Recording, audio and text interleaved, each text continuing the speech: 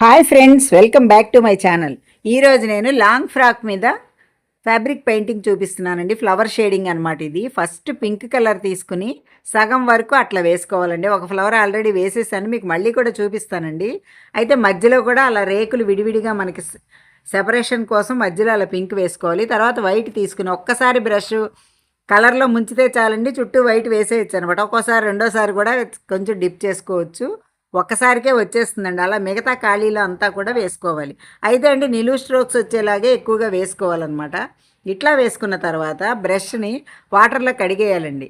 ఒకే బ్రష్తో వేసేసానండి నేను ఈ ఫ్లవర్స్ అన్నీ. కడిగేసి చక్కగా క్లాత్తో ఇలా తుడిచేసుకోవాలి. కలర్ ఏమీ ఉండకూడదు షేడింగ్ చేయడం కోసం. అప్పుడు అందులోంచి ఇందులోకి ఇదిగోండి పింక్లోంచి వైట్లోకి, వైట్లోంచి పింక్లోకి వెళ్ళేలా షేడింగ్ చేయాలి. ఈ ఫ్లవర్స్ ఆరిన తర్వాత చాలా బాగుంటాయండి. ఇట్లా చేసుకోవాలన్నమాట. ప్రతి రేక్కి చేసుకోవాలి. రేకు మనకి ఎట్లా ఉన్నది, ఏ డైరెక్షన్లో ఉందో ఆ డైరెక్షన్లోనే షేడింగ్ చేయాలండి. ఇలా చేసుకుంటే మనకి షేడింగ్ చాలా బాగుంటుందండి. అందుకే ముందు ఒక ఫ్లవర్ వేసి మీకు రెండో ఫ్లవర్ చూపిస్తున్నాను అనమాట. చూసారా, వైట్లోకి పింక్లోకి వైట్ ఇట్లా వస్తుందండి. వేసిన తర్వాత ఆరిపోతే ఈ ఫ్లవర్ చాలా అందంగా ఉంటుందండి. ఇట్లా వేసుకోవాలన్నమాట. ఎక్కడైనా మనకు కొంచెం పింక్ కలర్ ఎక్కువ తగ్గింది అనిపిస్తే కొంచెం పింక్ తీసుకుని పైన చేసుకోవచ్చు. తర్వాత లీవ్స్ కోసం నేను గోల్డెన్ ఎల్లో, శాప్ గ్రీన్ తీసుకున్నానండి. వీటితో లీవ్స్ వేసుకుందాము. ఒక కలరు ఒక కలర్ వేస్తే కూడా చాలా బాగుంటుంది. ఫస్ట్ శాప్ గ్రీన్ తీసుకున్నానండి. శాప్ గ్రీన్ కింది భాగంలో లీవ్స్కి అనమాట. చూసారా, సగం వరకు శాప్ గ్రీన్ వేసేసుకోవాలండి. అయితే మనం ఈ లీఫ్ నింపుకుంటున్నప్పుడు హాఫ్ నుంచి మొదలు పెట్టుకుంటే చాలా బాగుంటుంది. హాఫ్ నుంచి లీవ్ ఏ షేప్లో ఉందో, లీఫ్ ఏ షేప్లో ఉందో ఆ షేప్లోనే మనం బ్రష్ కదలికలు ఉండాలండి. ఉంటేనే మనకి నీట్గా వస్తుందన్నమాట.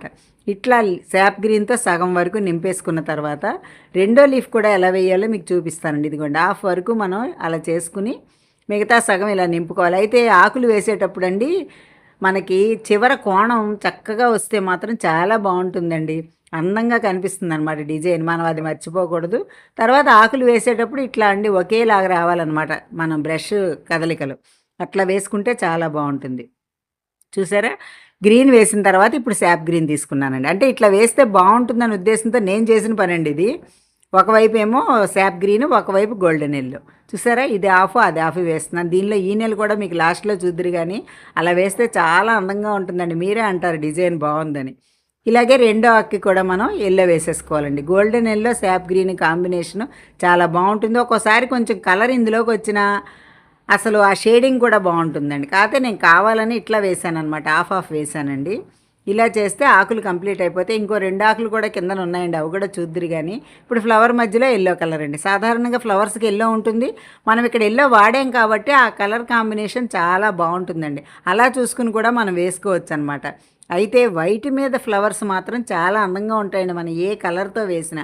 చూసారా, మీకు షేడింగ్ ఇప్పుడు క్లియర్గా ఇంకా చూపిస్తున్నాను. ఫ్లవర్ స్టార్ట్ చేసి ఇట్లా సగం వరకు పింక్ కలర్ అండి. ఇదేదో పర్పుల్ అంటారండి, ఆ పింక్ అనమాట. ఇది పింక్లోనే ఒక షేడు. తర్వాత వైట్ మామూలు కామన్ వైట్ అండి. ఎందుకంటే మన షేడింగ్కి వాడేది ఎప్పుడు వైటే. ఇలా ఫ్యాబ్రిక్ పెయింటింగ్ అండి నేనేం పెద్ద ఎక్స్పర్ట్ని, కానీ ఇలా చిన్నగా వేసుకుంటూ ఉంటానన్నమాట. చాన్నాళ్ళ తర్వాత నేను ఇలా వేస్తూ మీకు కూడా చూపించాలనిపించింది, అందుకే ఈ వీడియో అండి. ఇట్లా అనమాట. చూసారా, ఈనెలన్నీ కూడా ఫ్లవర్కి ఆపోజిట్ సైడ్లోనే రావాలన్నమాట. అంటే ఎలా పడితే అలా షేడ్ చేయకుండా బ్రష్ కదలికలు ఇలా ఫ్లవర్ మధ్యలోకి వచ్చేలాగా వేసుకుంటూ ఉండాలండి. చూసారా, మీకు ఇందాకన్నా ఇప్పుడు ఇంకా క్లారిటీగా చూపిస్తున్నాను ఫ్లవర్ షేడింగు.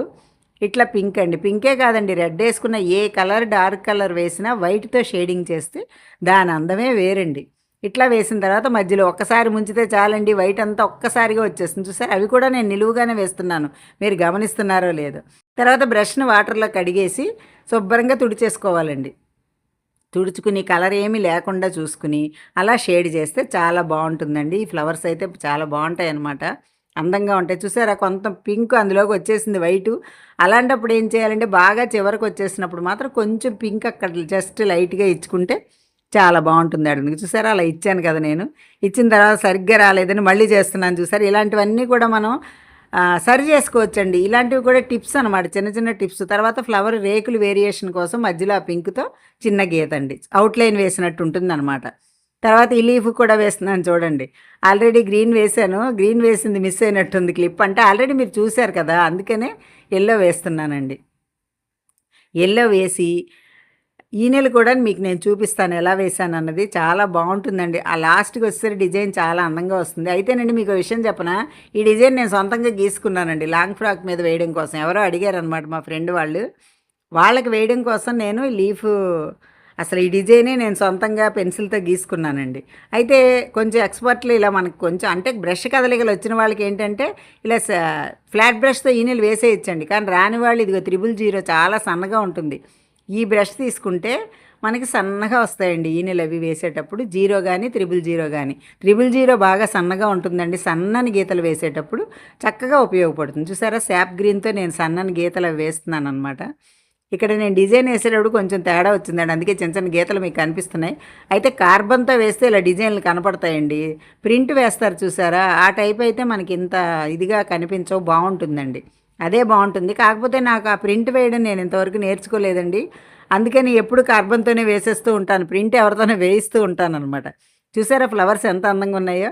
ఇంకా అక్కడ కూడా ఉంది కదా! అది కూడా వేద్దాం చూడండి. సన్న బ్రష్‌తో మనం తీసుకుంటే ఎంత సన్నగా అన్నా వేసుకోవచ్చండి. తిన్న గీతలైతే మాత్రం ఫ్లాట్ బ్రష్‌తో గీసేయొచ్చండి. వచ్చేస్తాయి మనకి.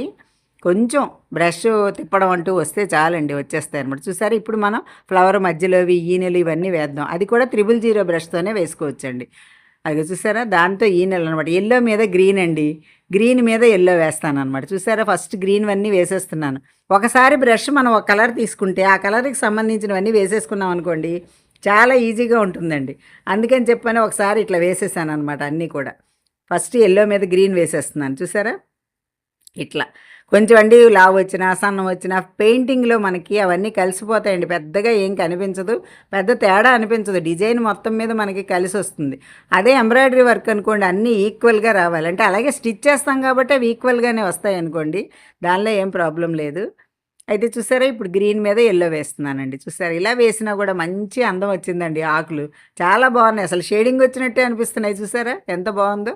ఇలా అండి మనం కూడా కొన్ని కొన్ని క్రియేట్ చేసుకోవచ్చనమాట. మనం చేస్తూ ఉంటే ఎందులోనైనా కొత్త కొత్త విషయాలు కనిపెట్టొచ్చండి. అలా అందుకనే గ్రీన్‌లో యెల్లో, యెల్లోలో గ్రీన్ వేశాననమాట. బావుంటుందని చెప్పని. మొత్తం మీద అయితే లీఫ్ చాలా అందంగా ఉంది. కానీ అండి ఇక్కడ చిన్న టిప్ అండి. పైనుంచి ఆకు మధ్యలోకి రావాలండి మనం వేసే ఈనెలు. అలా వేస్తేనే అందంగా ఉంటుందనమాట. తర్వాత ఈ బడ్స్ అన్నీ మధ్యలోవన్నీ కూడా యెల్లో కలర్‌తో వేసేస్తున్నానండి. చూసారా? ఇప్పుడు ఫస్ట్ వేసిన పువ్వులో కొంచెం కలర్ ఎక్సెస్ వచ్చింది. కాబట్టి ఆ కలర్ తీసి ఇటు వేసేస్తున్నాను. అలా కూడా చేసుకోవచ్చండి. ఇవన్నీ కూడా అడ్జస్ట్‌మెంట్. అక్కడ కొంచెం కలర్ ఎక్స్‌ట్రా వచ్చింది. అందుకని నేను చేత్తో ఇలా అన్నాననమాట. అట్లా కొన్ని కొన్ని అడ్జస్ట్ చేసుకోవచ్చండి. కొంచెం కలర్ అక్కడ అంటినా పెద్దగా తేడా అనిపించదండి మొత్తం మీద. అంతా వేసేసరికి ఏం అనిపించదు. తర్వాత ఈ బ్రష్‌తో చిన్న చిన్న ఆకులండి మధ్యలో చూసారా గ్యాప్స్ వచ్చాయి కదా! ఆ గ్యాప్స్ కూడా ఉండకూడదని చెప్పని నేను చిన్న చిన్న ఆకుల్లా వేశాను చూసారా? అవి ఊరికే అంటే మరీ ఏంటో బోసిగా కనిపించినట్టు అనిపిచ్చి, నేను సొంతంగా అలా వేశానండి. ఊరికే అలా ఈనెల్లా ఉంటాయి. డిజైన్ మనకు అందంగా ఉండాలి అంతే అని చెప్పి ఉద్దేశంతో వేశాను. అది కూడా ఎలా ఉందో మీరు చెప్పండి. అసలు నేనేసిన ఫ్యాబ్రిక్ పెయింటింగ్ ఎలా ఉందో కూడా మీరు చెప్పండి. చూసారా ఇట్లా. ఇలా వేసి చక్కగా మనం అయితే అండి ఫ్యాబ్రిక్ పెయింటింగ్ వేసిన ఏ క్లాత్ అయినా 24 అవర్స్ తర్వాత వెనక్కి తిప్పి ఐరన్ చేయించుకోవాలి. అప్పుడే మనకు ఆ డిజైన్ స్పష్టంగా చక్కగా ఎన్నాళ్ళైనా ఉంటుంది. ఉతుకులు పడ్డా బావుంటుంది. ఇంతకీ ఈ డిజైన్ ఎలా ఉందంటారు మీరు? ఇదిగోండి లాంగ్ ఫ్రాక్ మీద వేసాననమాట. పింక్ ఫ్లవర్సు, మళ్ళీ రెడ్. రెడ్ తర్వాత మళ్ళీ పింకు. ఆ తర్వాత రెడ్. ఇలా ఆల్టర్నేట్‌గా వేశానండి. చూసారా? 6 కొమ్మలొచ్చినాయనమాట. చుట్టూ రౌండ్ కోసం లాంగ్ ఫ్రాక్‌కి చుట్టూ రావడం కోసం ఇలా వేసా. మీకు క్లారిటీగా చూపించడం కోసం నేను ఇలా పెట్టానండి. బావుందండి ఇంతకీ? నా పెయింటింగ్ ఎలా ఉంది?